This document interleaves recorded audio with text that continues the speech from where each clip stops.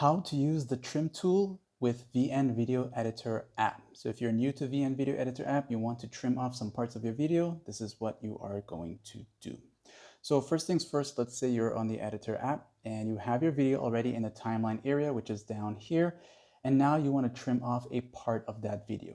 If you're working with more than one video clip, you want to make sure you select that video clip, make sure it's highlighted like that. Then you'll look to the bottom area for the trim option. Now, when you do this, it'll take you to a view mode that looks like this here.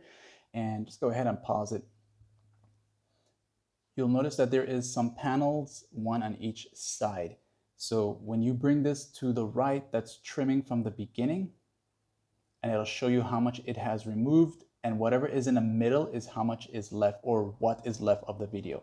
Same with the end part. You will pull this the opposite direction and it tells you how many minutes or seconds is left of that video that you're editing. Now you also can go back to the original by tapping original, bringing it back to the original to restart once again. If you are planning to make edits based on a specific amount of seconds, they have some presets for you, such as 0.1. It'll give you this, that, or that there.